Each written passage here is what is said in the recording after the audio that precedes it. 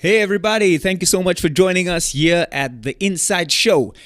You on your fields with the Ung. This is the show that we run every Friday, and thank you so much for joining us. Before we continue, please don't forget to press that subscribe button and then also share the link with friends and family. I've got an exceptional guest in the studio this morning, and we're gonna have a ball of a time. It's Friday. Come on, let your hair loose. If you have a weave, whatever you have, just let it loose, man. And we're gonna have a great time on the show this morning. I'm flying solo again. My co-host has absconded. He AWOL'd, so I don't know where he is, but we'll get him back. And thank you so much. But once more, I've got an exceptional guest in the studio. I could not wait for this interview, man. I couldn't wait to talk about his life and his experiences. And he's here this morning, and I'm so excited. I want you to put your hands together. Let's welcome Marlon Van in the studio. Miles, how are you doing, man? I'm good, brother. How are you? Excellent, man. It's so good to have you with us. It's good to be here. I think the last time we tried to arrange this, it didn't work out. So yeah, it has today, hey? No, it has today. It has today, and we're gonna have an awesome show. So this is Marlon Van. And we're going to talk about his journey and so forth. And then he's going to give you some tips. So if you have worship leaders listening, man, this is the guy you have to listen to. He's got the experience, the capability, the capacity, and for you to grow. And I promise you, we only get the best in here. And we've got Marlon here this morning. Marlon, man, before we start, we've got this that we call the warm-up segment. So I want you to take us through your favorite warm-up routine. Because you're a singer, worship leader, what do you do before you get onto the stage? I think it's important to warm up your vocals, really. Right. I know most of us that when we get to a certain age, including you, we tend to bypass that process. Yeah. But I've learned over the last couple of months that it's actually vitally important to still continue, even though you think you can sing through it. Right. You'll do more damage later if you don't warm up before. So true. I enjoy the Ma Me Me My Moo. Okay. So you want to do one of those? Yes. Let's take it through. Let's take it. You ready? Here we go. Ma Me Me Mo Moo. No, wait, just hold it Let's there. drop it. Yeah, just stop there. So what's your... We started on a high octave now. You let me start on a high octave because I followed you. So what's the problem with that? The problem is when you start warming up on a high octave, it goes up the scales. And Right. What tends to happen is you're going to sing in your head voice Yeah. and not in your chest voice. So what happens is you tend to start high. Yeah. And then you end up getting to a point where you can't actually reach it and you Right. can strain your voice. Yeah. And, So that's basically a woman can start there. So yeah, we I have think to drop the altos octave. can start there. Yeah, Yeah. start there. Yes, yes. So we'll do an octave low. Yeah. And you then wa- we you take wanna it from try there. that? Let's go. Okay. You ready? I'm There ready. we I'm go. ready. Let's go.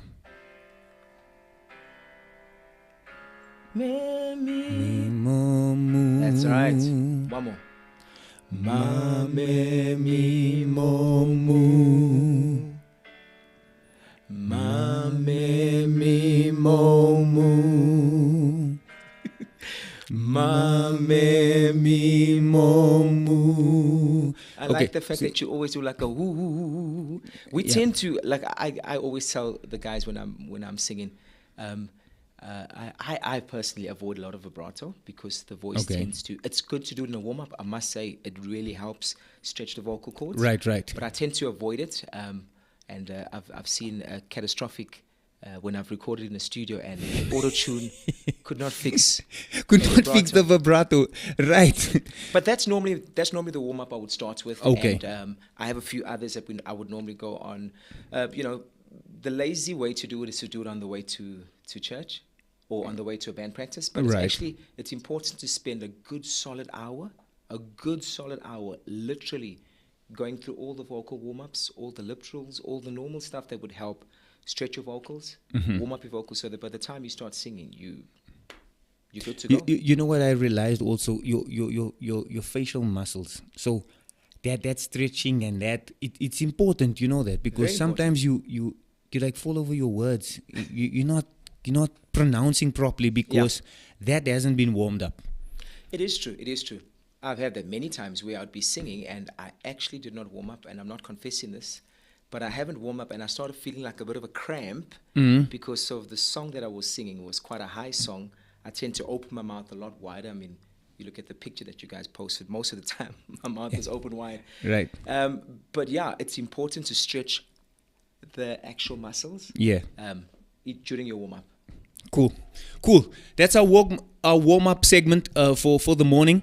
We're gonna get right into this interview, and because we've got a lot to talk about, right? That this guy's got a illustrious career, and we want to talk about everything as much as we can, because I don't know when I'll get him back again. Okay, so Marlon Van, who is Marlon Van? Just give us a background. Go into the mic for me, Miles. Thanks. Background. Yes. Quick one. Marlon Van is a little boy that grew up in a very small colored community in just outside Pinetown. Right. Growing up, being told at school, because I was a very slow learner, not anymore, but I was a slow learner then, and I was told that nothing will come of me. And I believed that for a long time until I actually encountered Jesus and knew that there was more to life, and God had a plan for me. To cut a long story short, I always had a love and a passion for music. And so I started pursuing that, and I got the opportunity to join a very well-known Christian band called MIC. Yes, I forgot about that. Yes, and so we traveled the world. Literally, I filled like 3 passports, actually traveling with him. Wow. And it's just been such an incredible journey. And, towards the end of that traveling season, I kind of slowed down a bit. We started having kids, my wife and I. And so I moved into full-time ministry. So where did you meet your wife? Where? Hey, I didn't meet her at a show though. Okay. I saw her at a show, but I didn't meet her at a show. Right. I met her in Durban. Is she also Durbanite? She is a Durbanite. Okay. It's a pretty funny story how I met her. But that's a lesson of whatever you confess, right, it'll bring forth fruits. Right. So be careful what you confess. Yeah. And I made a joke when I saw a picture of her, and I said, "Phew, one day I'm going to marry this girl." Wow. And I asked the family of the home, or the family friends, is she married yet? A couple of years later, when I went back on tour, and they were like, "No, she's not." So I was like, "Well, tell her I'll marry her." And it was all a joke. Yeah. And I'm married to her today. Wow. It'll be 19 years this year. Wow. It's a long time, man. Long time, yeah. No, that's awesome. Good journey. Awesome journey. Eh? Okay, so you got married? Got married. We still carried on traveling in the band. Then we decided to have some kids, so we wanted to slow things down a bit. So we kind of stopped traveling. I left the band, and I felt that God was calling me into full-time ministry in a church, even though I was doing full-time ministry in a band. And I had the amazing opportunity to back then it was called Rhema South. It's now called Imagine Church. Get the opportunity to go into full-time ministry with such an incredible ministry. At that time, it was Pastor Anthony and Pastor Laurel. Yes. When I first came in, So you started full time with them. Full time with them, and I was with them for I think this year would have been 16 years. I think this year would have been 16 years. Wow. 16 years, I think. Yeah. And through that whole journey, you done some solo albums. Yes, I did. So when I left the band, I always had a passion. Being a creative, you still want to start. You need to have a creative outlet. So I still wanted to create stuff. And so, even though I was in ministry with Rhema South, I had the opportunity to release a few albums. That one of them was nominated for a SOMA. I didn't expect that. Wow. And yeah, just got that was the church album, right? No, your album. That was my solo album, yeah. And God just really opened doors when I released that album. It was such a great journey and experience. It was different because now I'm not releasing an album in a band environment. It's a solo thing. There was a lot of challenges. Yes. But it was good challenges that I learned from. Okay. Yeah. Awesome. And then obviously within the church setup, the full time you'd have to create music also for the church. Yes, I was full time with Rhema South / Imagine Church. I should actually say Imagine Church. Imagine Church now. Sorry, yes. Pastor, if you're watching, it's Imagine Church. Yes. Yes. Being a worship leader, creative, you kind of do a lot of different things, and putting music together was one of those things. Yeah. And so we had the opportunity to also produce an album called Reach Out, a worship album. and that had also been nominated for, I think, the Crown Gospel Awards. And we actually won that one for Best Praise and Worship Album. Wow. So, Awesome. And the writing of the songs and so forth, was it a team of guys writing? yes, we generally do that. Guys would... there's different ways to do it, So we kept trying to find the right way, the right fit to actually do it. Sometimes guys will submit songs, or sometimes we'll sit together. This is an idea, this is a concept, and we would flow with that. And so, it was a culmination of a whole lot of different things coming together to kind of give you that product. But it's interesting. It's exciting. You've worked on albums, you know what it's like. Yeah. You get to see people's strengths and weaknesses. Yes. You get to resolve challenges. You get to see somebody grow from just a little singer to actually a really incredible worship leader. So wow, awesome. So Marlon is at Imagine Church. Pastor Donovan, they're doing a phenomenal, beautiful church. Yeah. Exceptional music team. Good preaching as well. They're in the south of Johannesburg. So you've been under that auspices for like almost 16 years now. Almost 16 years. That's correct. Yeah. That's a long time, bro. And I started on my anniversary, the 1st of November. Yes. Okay. So tell me, the full-time ministry for you. Yeah. What does it encapsulate? There's a lot of guys that ask, what do you do being full-time? I think sometimes people, when they see that churches have staff, they think, but what are they doing? Yeah. That's always in the back of people's minds. Like, True. What do you do? And you're like, yes, man, I've been so busy today. Like, but what did you do? There's just so much that goes on behind the scenes. Like, right. From pastor planning a service to planning a conference or planning an event, yes. And how that then gets carried down to different departments, and then those departments need to kind of filter that out to the other departments, make sure everybody's equipped, trained for all those special kind of things. Yeah. In terms of worship, people see a Sunday and they think, oh, but that's easy. They don't realize that there's a lot of planning that goes into it. You would sit and find out what the message is, so that the worship ties in with the message. Right. So it picks it up. At the end of the last song, before pastor would come up and speak to the congregation, you got to take into consideration how you want to leave them. Do you want to end on a high? You want to end on a low? What's kind of the message you want to portray throughout the song journey? Right. Where you want to take them. So there's a lot of those things. Those things are time consuming. You know? And then they're sitting down and trying to almost like you kind of sit and you cut the songs up. To create a flow like this. And sometimes it takes a while to do that because there's a lot of click tracks, there's a lot of cues that will then tell guys which part of the songs we're going into.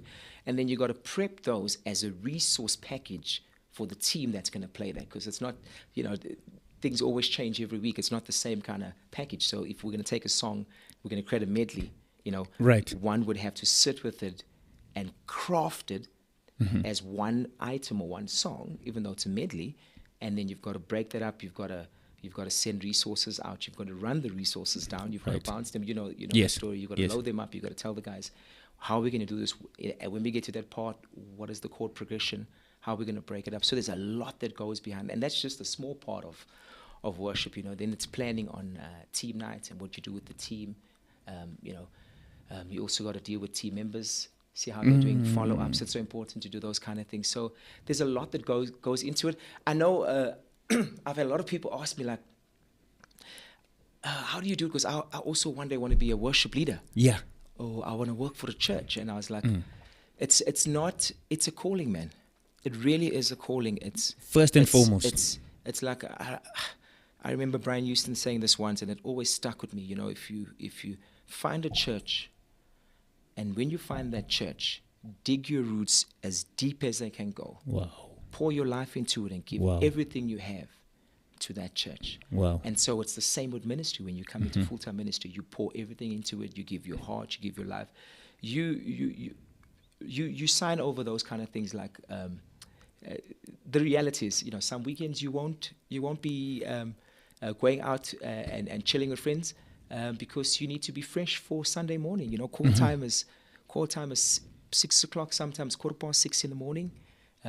You got to be fresh, you got to be alive, and rightfully so, because you can't come on a Sunday completely tired. Yeah. Because you've been out all day the day before, and your mind is not in the same frame. So so there's a lot that people don't consider when they think of full-time ministry, and it's a calling, man. It's not for. I don't want to put people off. Please don't get me wrong. Full-time ministry is incredible. Yeah. I've had an incredible journey in full-time ministry, but you got to understand that when you sign up for this, you sign up, man, and it's either all in or nothing, and it should be like that. It should be. It should be all in or nothing. And if that's not the case, then maybe full-time ministry is not for you. Not for you. But True. ministry is incredible. Yeah. It's fun. There's a lot that happens. It's exciting, and so people need to understand that when you're in there, it's not just a big Bible and a big sip of lemon juice, and that's what you look like on a Sunday night. Ministry is actually really fun, and you get to go on a journey with a bunch of people that are like-minded, that have the same vision and the same heart. So tell me, I'm deliberate with this, right? Keep on eating this. I'm deliberate with this. What was your role basically in full-time ministry? Just to give people an idea as to what work goes in for prep. You know what I'm saying, on a Sunday. So if I had to give you like a one Sunday example, so we normally prep at least 4 weeks in advance. We like to do that because we like to know what we're doing, what we're up against, and how we're very big on making sure the team is prepared. Okay. Before they get to a band rehearsal on that Wednesday. And it's important to make sure you set a team up to win. Right. So giving them a song list a week before, sometimes I feel like, it's not, because most of them have busy lives. They at work, some of them not going to get to it. So this is now your non-full-time people, right? Your non-full-time people, exactly. So if I'm going to look at a Sunday that's coming up, and we would normally prepare like 3 weeks in advance. I would work out what the message is if I have access to that. If not, it's always important we sit with Pastor and we find out how, what are the songs, what is he feeling, how is he feeling, how does he want the song, when we're done with praise and worship, how does he want us to pick it up, or does he want to end it like that? How is he going to take the encouragement from that moment? So those are the things you've got to take into consideration. You can't end with a mid-tempo song if Pastor really wants to end a bit subtle. Slow, okay. You can't end with like a subtle song if Pastor actually wants to drive something home and encourage people and build their faith at that moment. So you got to take all of those things in consideration. You got to craft that into your song, your song list, and how you're going to do it. And then you would prepare the resources. So if we are deciding we're not doing a normal song sequence this weekend or that weekend that we've planned to do it, it's going to be a medley. Yeah. So you've got to take those two. You've got to make sure you find the right keys, because you can't use two different keys to go. Unless somebody that can do that. But you've got to craft that whole set out. You've got to craft everything, and it takes time. And then you've got to export all those files as a. So what I would normally do is I would take the entire tracks down, and I would pick the acoustic guitar up as loud as it can, and I would run that down as an acoustic band edit resource. Okay. And the same for the rest of all the tracks. So you got to go through drums, you got to go through all of them, and so that when that person is learning their part, they know exactly what to play because they can hear it. It's not cluttered in the back of a mix. It's actually there. You can hear it, and so that sets them up to win. Okay. And that's the key. If your team is set up to win way before, man, it'll be you'll see some incredible things happening. So what's happening is you're running tracks. Yeah. You have to prep that for the week. Yeah. You don't just take it and play it on a Sunday, so you have to prep that during the week. Prep it during the week, yes. Do you use Planning Center? Yeah, Planning Center is such an incredible resource. Okay, just tell us about that quickly for the worship leaders out there. Yes, so normally Planning Center, what we would do is we break it down into teams, musicians, singers. So Planning Center is choir. A program online. Planning Center is an online resources for worship musicians, but you've seen now Planning Center is kind of expanded into more than just resources for worship teams. Yes. But it's resources for the entire church. Yeah. And so what we would do is we would load those resources and attach them to those songs. Okay. So that if they see the schedule and they see the song that's there, if they click on it, it will pull all the resources labeled correctly. That's important. You don't want to have resources that are not labeled correctly. Right. So that's what we do at Planning Center. Yeah. Okay. So the musicians they would have their prep work. You'll do the vocals, and then obviously that's not just the sound, getting all the tracks sorted and so forth. Now we have to go live streaming. Yeah. So that's more preparation. And take us through that. Yeah, I think it's changed during COVID. COVID was different because everybody had no choice. I mean, if you weren't live streaming, you had to figure it out really quickly. Yes. Ramus South Imagine Church had the facilities. They were pretty set up for that. But at that moment, before COVID, we weren't doing any live. But we started doing during COVID, and obviously with that live setting, you have to come in, you have to be prepared. You can't really do a second take because everything has to flow. Yes. So even though you might think in your mind, oh, but it's a pre-recorded, it's you'll have time to fix it. Nope. But out of COVID, it's become such an easy flow. They've got an incredible setup, man. Like they've got broadcast equipment, like really incredible stuff. And they've just been, God's really blessed Imagine Church. And so they have a setup where everything will be live streamed. So on a Sunday now, how a Sunday would normally work is we would follow a countdown to live, and then a countdown to when we need to be behind the LED boards before we start coming out for the pre-roll. So we got to be mindful of those things because there's no like, hold up, I'm still coming. Wait, it's like if it's starting, it's starting. It is what it is, Yeah. Yeah. So you can see from our viewers watching and listening to Marlon, there's a lot of prep that goes in, technical stuff that goes into the whole thing. How do you unwind from that in terms of all the technical things that's going on behind the scene? Because you must know there's video as well, the cameras, and so forth and so forth. You have to take your mind off all that and come into the spiritual space. Yeah. So how do you navigate that? Yeah, I think it's because your ultimate thing is you're a worship leader. Yes. Yeah. It's very easy sometimes to be caught up with the lights and you're worried, oh my goodness, are the right words going to come up if on the cue on the cue screen? Did something go wrong? It all goes back to preparation as a worship leader. Yeah. If you've already prepared way before you got to the church, even after, because preparation doesn't stop. Right. It starts before your rehearsal on a Wednesday, and it carries on after your rehearsal on a Wednesday until Sunday morning when you step up on that stage when that call screen is up. But you've got to take your mind, you've got to separate yourself from that. It's great to have lights because you've got to see I'm a dark guy, so you need more lights on me. You need more lights on me for live streaming. Yeah. And so you've got to separate yourself. It's actually a mindset, really. It's because you've got to understand your role and your responsibility on the day.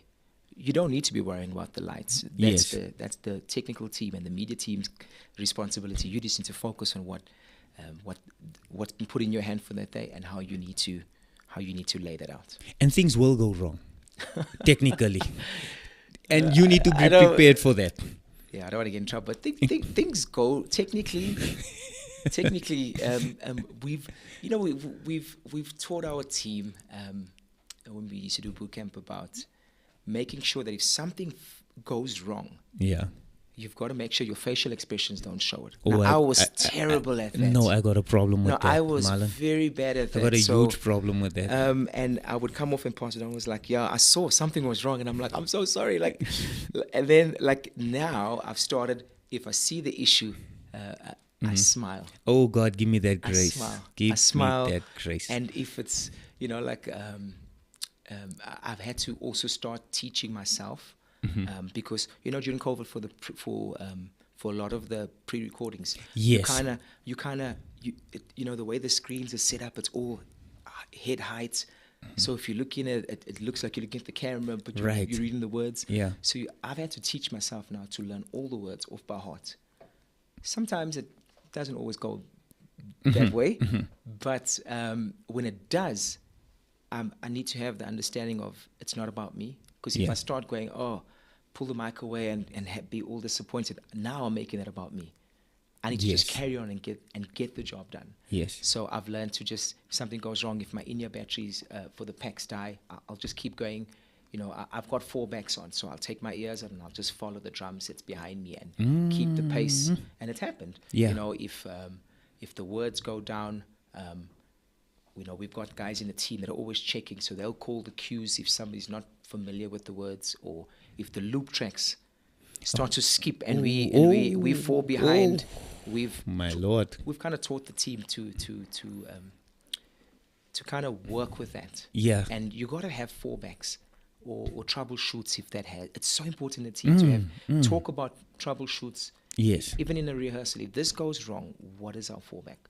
And if you do that, people will never know something went wrong. And more often, somebody like, you know, my wife or somebody in the team will say, "Oh man, we messed up there." Somebody else comes and, "Oh, what an awesome service! That was incredible!" You know. So most of the time, the congregation doesn't know. They don't. Yeah. They don't. But we'll get instructions in our ears. Okay, we're going to bring it back here.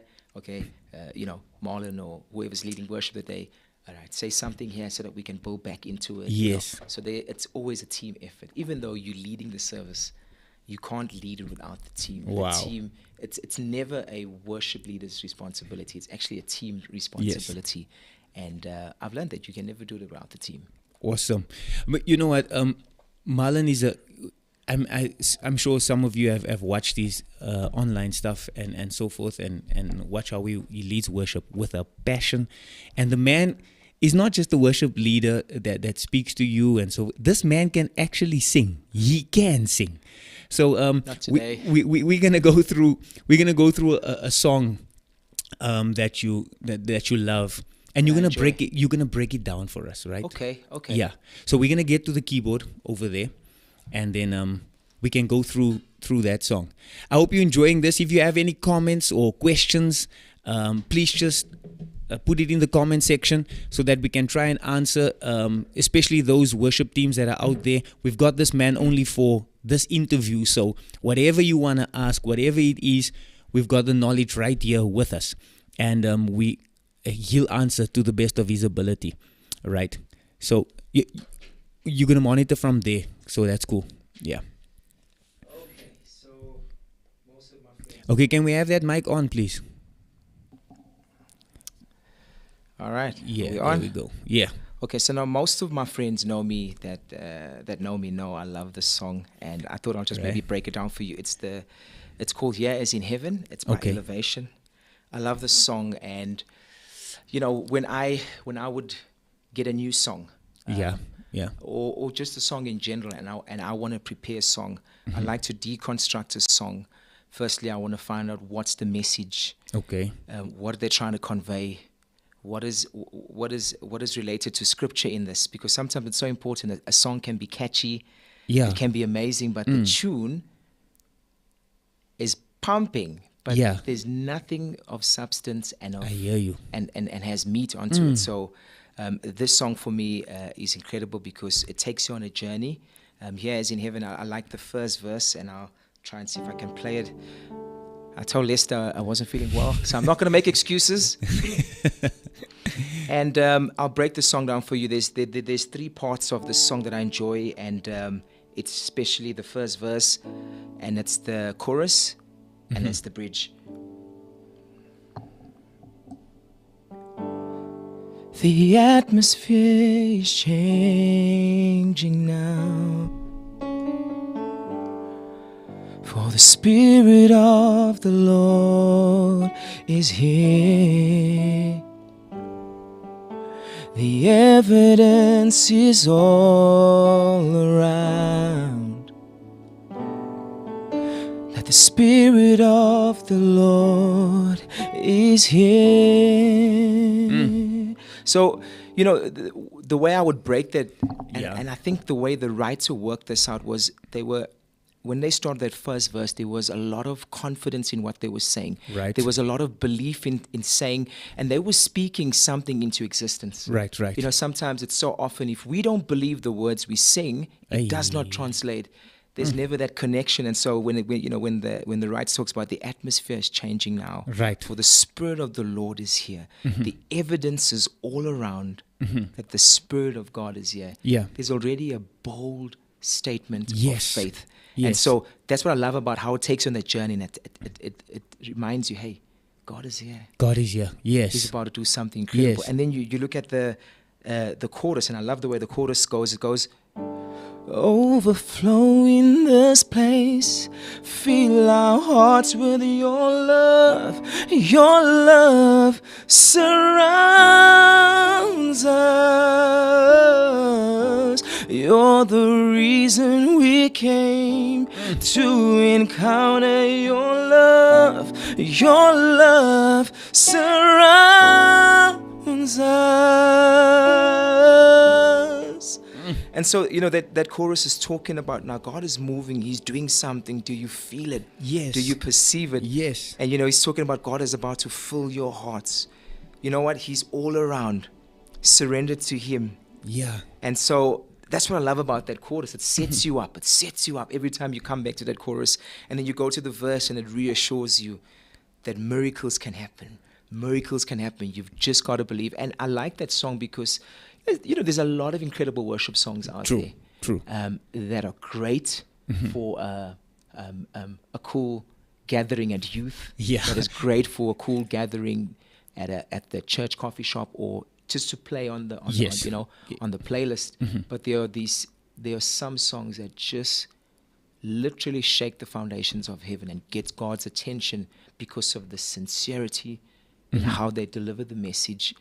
And I always say, and I'm going to go to this bridge. Okay. I'll come back to that. Okay. Let me not get Okay. carried away. Okay. And I like what the bridge says, because the bridge is now saying, God, fill me. I believe you here right now. I Yeah. want a fill from you. And it's such an incredible, this whole song is just so incredible. So it goes, Spirit of God, fall fresh on us. We need your presence. Your kingdom come, your will be done, here as in heaven. And so there's a bold statement saying, God, fill us right now. Yes. We need a fresh filling from you.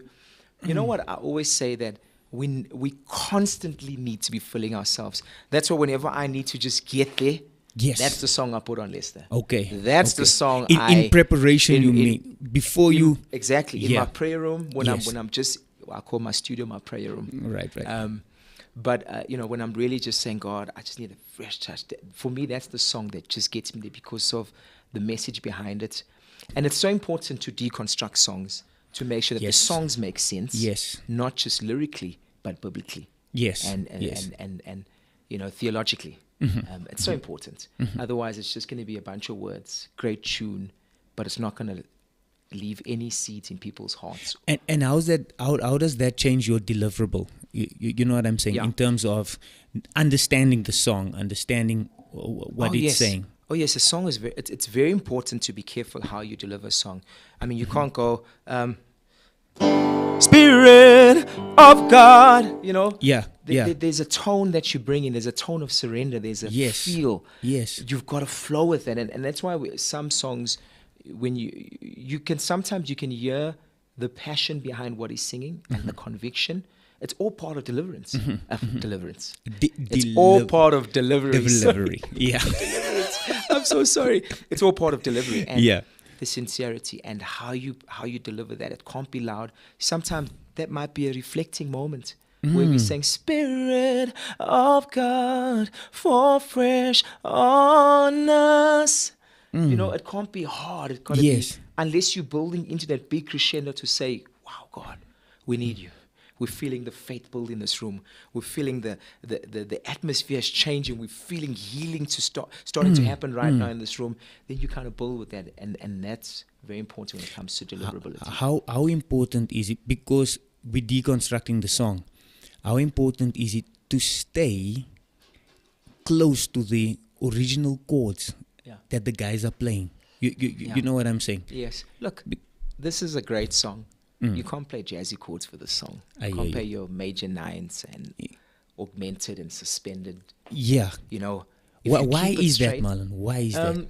Because the song, you know, I'll give you my reason. When I write a song, I write it a specific way. Yes. Because I want to leave people a specific way. I hear you. It's important. Yes. And so I'm taking into consideration the lyric content. I'm taking into consideration the chord progression and the builds of the chord and how the song tells a story going up and coming down, these highs and these lows. And it's taking you on a journey, not just with lyrics, but it's taking you on a journey with music. It's making you understand the tone, because it's so important, man. There's nothing worse than you're having a beautiful moment and then this big hard piano sound comes down and breaks and crashing the whole entire moment. So when it comes to the way the song is specifically, staying true to it, I always believe stay as close as you can to the song, because there was a reason why the artist did that song that specific way. But there's nothing wrong with you bringing because every team has their own identity. Yes. But that's if you're enhancing it. You know what I'm saying? You shouldn't strip it down. Yes. It should be 100%. Yes. And sometimes teams will, like at Imagine Church, I mean, and not just at Imagine Church, I've got a friend, Kieran at Grace Place, and we chat quite a lot, and Church Hilton Greg as well.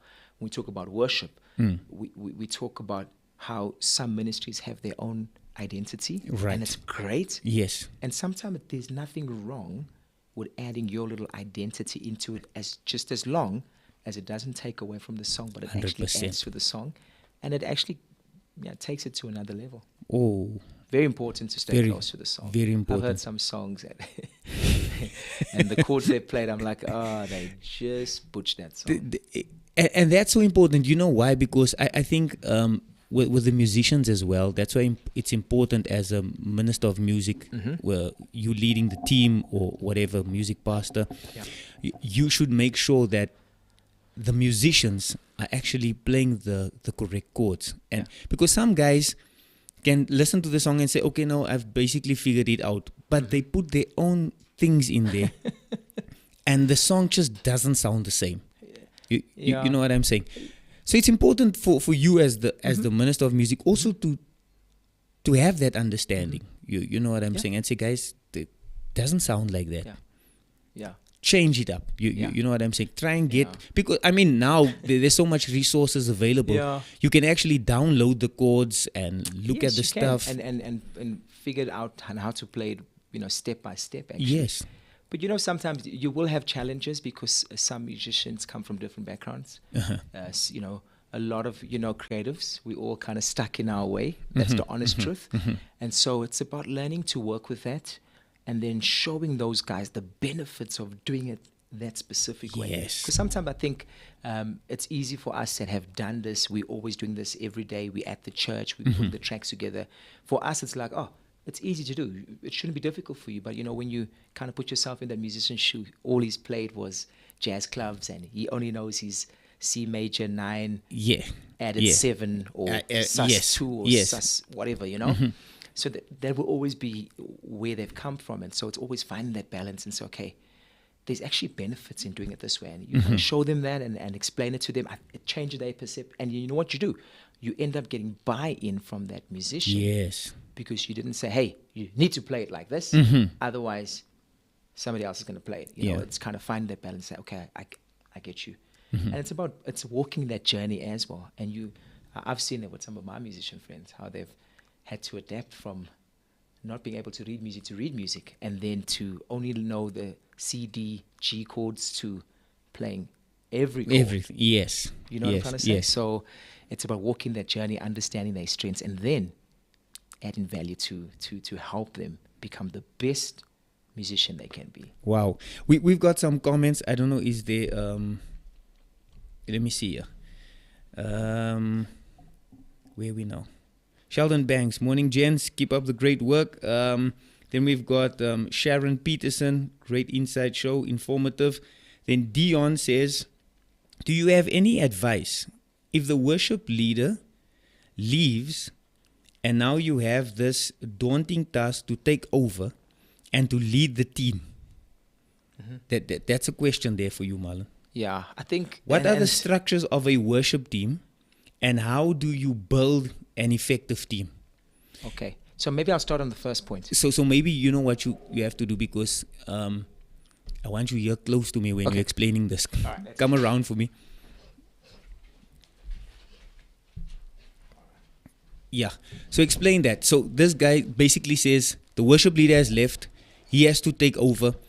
Are there some structures, that we can follow? Yes. Just because that's a very relevant question. Thank you so much, Dion, for that question. That's a very good question. Yeah. And I've had to face that many times. Mm-hmm. Not the question, but the realization that these things don't end with us. The key thing is as a not just a worship leader, but actually anyone that's in ministry. The key thing is always making sure you're training somebody up to be able to do exactly what you do, to be able to lead just like you. Maybe not exactly like you, but be able to fill that, because it doesn't start with us and end with us. Yes. And it's nothing bad on guys that don't train the teams up, but I think it's important and it's vital for any leader to make sure that because at the end of the day, we're all replaceable. Yes. God will use anybody. And so we got to come in with the mindset, especially when it comes to ministry and worship leading, and being a worship leader that then probably does everything, is to, even if that person or those people you've identified are not full-time ministry, train them up. Train them up, help them, and give them the opportunity, because that's important. You never learn behind the scenes. You learn on the job. Yeah. And so yes, it'll be up and down, but you need to give those people the opportunity to grow in that space, and they'll never learn until they're actually in that space. And so, sorry, maybe to answer that. And so it's important for me. I know it's important to raise up other people, right? To be able to do that. So if I'm not available or I'm not there, it's not like everything stops. Everything should go on. And I think that's a good character of a leader. True. Is to make sure that when they're training people up, they need to know that they are replaceable. Okay. In a good way, not in a bad way. Okay. And I think in that instance, it is a difficult one, because there is a lot of responsibility that worship leader probably carried. I think the best thing to do now is to find a way to kind of fill that gap and that void, and get your teams up to speed. And so if you wanna take this off this, you can just send me a inbox on Facebook, and I'll help you where I can. Okay. So tell me, give us a basic outline, because what he's referring to here is structures. Yeah. He says, is there any what are the structures of a worship team, and how do you build an effective one? Just short. I know it's an in-depth thing, but just give us an outline here. You know what? It's important to have structures. Yeah. You've got to have a base of teams. Yeah. When I say base of teams, I'm talking about you got to have musicians. You got to have sound guys. You got to have guys that are going to do the job for you. If you don't, it's a little bit difficult, because then you have to do it on your own. But you got to set the structures in such a way that each team knows their responsibility. Each team knows what they need to bring. But you've got to have people that can do the job with you. Yeah. So that for me, so you basically saying if there needs to be a technical guy. Has to be. That sorts out lyrics and the sound and what, right? Then we have to have someone that does the vocals. Yes. You know what I'm saying? Works out the vocals and whatever. Then what else you need? You need a music director. It's important to have a music director. Yes. I know it's difficult now with some churches might not have access to those kind of resources or those people. But it's something that you can train somebody up. It's difficult to train somebody up that doesn't have an ear for music. Let me just clear that up right now. Yes. It's not for anybody. But if you understand music, you can read music, you can play music. Music director is a very good thing to have in the team. Yeah. But it's also the structures need to be that everybody needs to know what to do. Yes. What their role responsibilities are, what their roles are, and on the day what we expect them to do. I don't know if that answers your question, but I can when it comes to physical structures, obviously there's things like you need to have a structure of when you would send a song out to the team to make sure that they prepare early. Yes. You got to have call times as part of your structure, because this is the time you need to be here, so that we can do vocal warm-ups from this time to that time, and then we can do the run through from this time to that time, and then, you know, we do meetups afterwards from this time to that time. So that will be like a structure for maybe a rehearsal. You know, a structure for a Sunday would be something as simple as, this is the call time for Sunday to be on the campus. This is the time we have to do our rehearsal, to fix what we need to fix, and then this is the call time when we go live. I would say, because there's so much to discuss here, what I would suggest, and it comes in nicely. I love this question, because now this fits into our whole discussion. So, like a guy like Donovan that's asking here, or Donovan Brownlee saying succession is very important in the team, but especially for Dion. So the Lord laid on your heart, I don't know, a few years ago, or I don't know how long that was, but now it's taking shape, to raise up worship leaders within the country, right? And there's a platform for worship leaders now to have questions like this and discuss. And now you'll be in touch with a whole lot of worship leaders within the country that can help you navigate through this. Just explain to us that whole thing. So, you know, I've always, like I said to you early on, you know, we all have a outlet as creatives, and we always want to be helping. Yes. That's just part of our DNA. We just want to help. And so even, you know, I've always had this passion to help other ministries. I had the incredible opportunity to travel overseas and to many conferences with my Pastor Don and Pastor Shelley, and got to learn and just, you know, get knowledge of resources and how different churches do different things, and the success of it and the conversion of it. And it's just incredible, and I can go on. Yeah. But I've always had a passion to help smaller churches that don't necessarily have access to big budgets. And so many years ago, I used to write for a blog called Worship Leaders South Africa. And I started getting a bit more involved now in the last 5 months. And it's a platform where, you know, I work together with a bunch of people that want to help churches. Right. That wants to help resource them. Because sometimes a church wants to do something that a Hillsong is doing, that an Elevation is doing. And if I go a little bit deeper, and I'll be quick, you know, you wanna have a big worship experience like they do, and you can't figure out, why do they have so many musicians? They have so many, because they have access. If you go and see the way it's done in America, every kid in a school has to learn an instrument. True. Or learn to sing. It's part of curriculum. So music is in the curriculum of the school. So almost everybody in America can play an instrument or sing. Almost everybody. Same with some of the places in Australia. Yeah. So they will never run out of musicians. Yes. Because they always have that pool. And so my heart is saying, you know what, it's great to look at how they're doing and have access to it, but maybe take what you have and try to fill those gaps to get as close as you need to. Yes.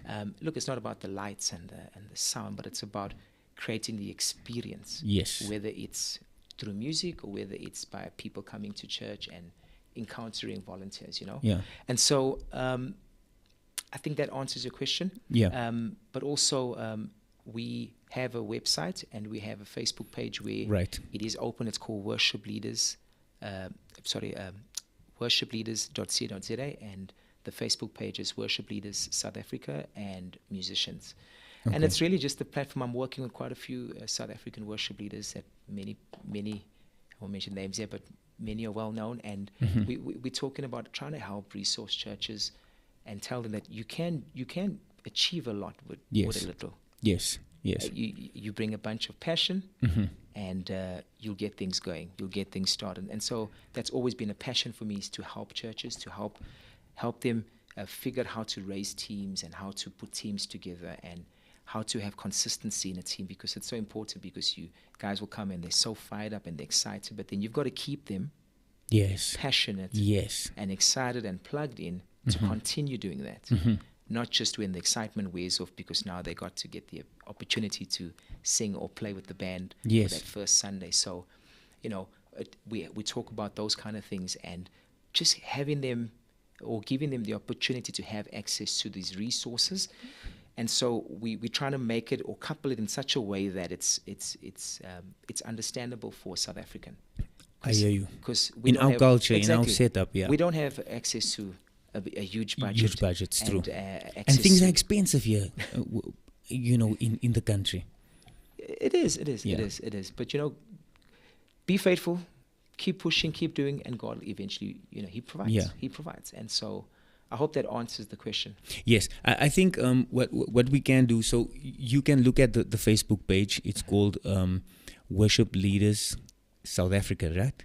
And Worship Leaders and Musicians. South Africa. That's the Facebook page. On the website, it's worshipleaders.co.za. So you can get, because everything you want to know about, you'll find answers for your questions on that site. Yeah. Then in your own capacity, in your individual capacity, you're looking at consulting at churches and so forth. So that means consulting in everything in the creative space, because Marlon's not only a singer or a keyboardist or a musician. You know what I'm saying? He does everything, to video editing. No.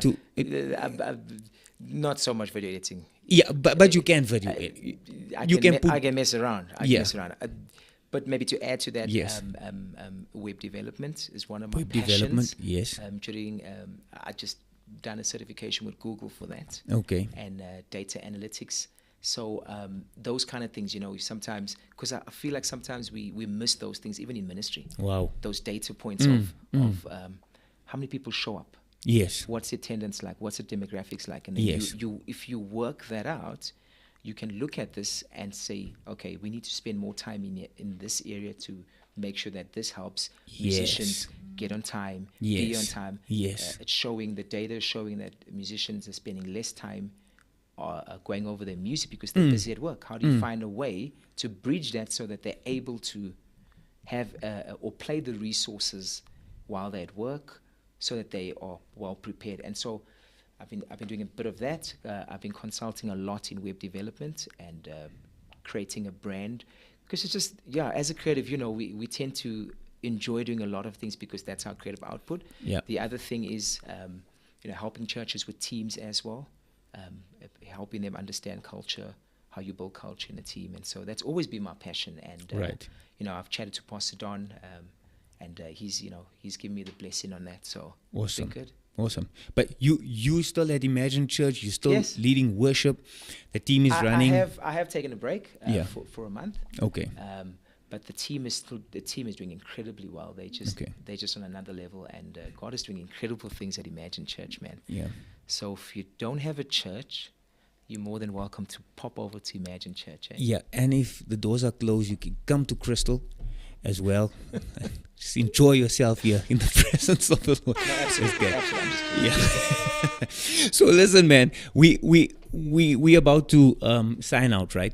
But I just want to say the last thing I want you to elaborate on or just talk about, because offset, we were talking about, how incredible it is as a worshiper, whoever you are, how that just falls onto the next generation. You know what I'm saying, and so forth. So your little daughter is starting to, she's singing now. Yes. And she wants to take that, and I was amazed. Bro, tell us about that. Yeah, my wife is gonna fight with me because she's gonna think I'm taking the credit for this, but I'll take it. Yeah. She's always had a passion for me. She's also creative, so she doesn't just sing. She reads music. She can write music better than I can do. Wow. She's very arty, so she's very good at sketching, drawing. An incredibly massive creative mind. Like sometimes I can't even keep up with her. Yeah. But she's always had a passion, and I think she's more so in the last 2 years. It's just been something she's wanting to pursue, and so I finally got the studio together about 6 months ago. At home. At home. Yeah. It was there, but it wasn't done properly, and I finally got it done properly, and I've been teaching her how to produce music. Wow. She's only 15. I've been teaching her how to because she can sing. Yes. And she's got a bit of like a Nora Jones Oh, she can sing. a style Yeah. or technique in her voice. And so I've been helping her with understanding music. Don't just sing it, like understand it. What is the message? What are they trying to say? How do they want the song to be delivered? And then I've been taking that and I've been saying, okay, so let's do a cover. Yeah. Let's yeah. take that now and let's do like a cover version of a song that you like. Yeah. And we've done a few of those and it's been fun. She would come in and be like, Dad, you so off. Oh my gosh, she is lethal, brother. She doesn't give it. She's like, whoa, that was bad. You need to redo that, Dad. That was bad. Wow. But she's a perfectionist as well. And so yeah, I've been working with her and we've done about 2 Covers. we've actually done way more, but there's about 2 that we've put on Facebook. So, but you're gonna see more from her. So She's check that excited. out. It's just a pity we couldn't play it now because there was an audio. Marlon's got an audio on his phone, but obviously we didn't think to have the what do you call that? What do you The call that? dongle. No, yeah, but what do you call that? The Audio. connector. The lighting connector, yeah. So converted to jack, so we couldn't play. But I heard the song and it's phenomenal, man. Phenomenal. She's got a beautiful, beautiful voice. Yeah, she And we does. want to say, go with that, Your dad is here to guide you and so forth, and we're going to hear a lot. We're going to hear a lot from her. Definitely. Yes. Definitely. I'm positive the Lord's hand is upon her. Marlon, just before we go out, you might not be happy with me for this, but I just need just one more. Just take us out with a beautiful song, then, man. Anything that comes to your heart, man. Just play us out with something. Play us out with something. Yeah. Play out or sing out? Sing out. Okay, how about I sing the song that my daughter and I did? Yeah, you can do that. How long do I Are you have? gonna just How sing? long do I have? You're just gonna sing a cappella, or you're gonna play as well? A cappella. No, play it and sing. A cappella. Okay, a cappella it for a few lines. You like putting me on the spot, eh? All right. I searched the world, but it couldn't fill me.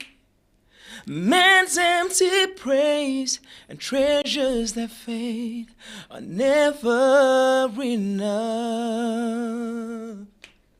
Then you came along and put me back together. Yeah. And every desire is now satisfied here in your love. And oh, there's nothing Yes, Lord. better than you, Lord. There's nothing better than you, Lord. There's nothing. Nothing is better than you. Oh man, beautiful. That was nice. A cappella, man. I just don't have reverb or something on it, just to, But that was awesome. Marlon, thank you so much for joining us. Thanks for having me. Man, it was fun having you in the studio. I know this won't be the last time. I'll get you back again. Awesome. And I'm going to take you on that you said you'll co-host some of the shows. Man, I just love had that. fun, so Yes. I'm up for it. I'm up Yes, for it. cool. Maybe just Excellent. to recap, if the guys do want to find out more about Yes, worship leaders, just we're going to absolutely. Let me give you the last word on that, and then you let me give you the last word on that. Then go for it. So if you're not sure where to go, just Yeah. go look for Marlon Van Y. My surname's actually Van Y. On WhatsApp, on Facebook, On and Facebook. you should get all the information from there. Inbox me, and then we'll send you guys to the website. If you don't, then just go to Worship Leaders South Africa .co.za. Worship Leaders South Africa. That's correct. .co.za. Okay, Worship Leaders South Africa. Oh, you know what? No, it's- no, no. you're No. confusing me. No, you It's said worshipleaders.co.za. Yeah, but you said Worship I Leaders did, South I did, Africa. I Yeah, did. you did. I did. So it's worshipleaders.co.za because ZA is for South Africa. Yeah. That was funny. ZA. That was funny. Okay, but thank you so much for joining us, man. It was good having you with us. Please subscribe, send the link to friends and family, especially to those creatives out there that's busy with church music. And We'll catch you again. God bless you. Have an exceptional weekend. See you again.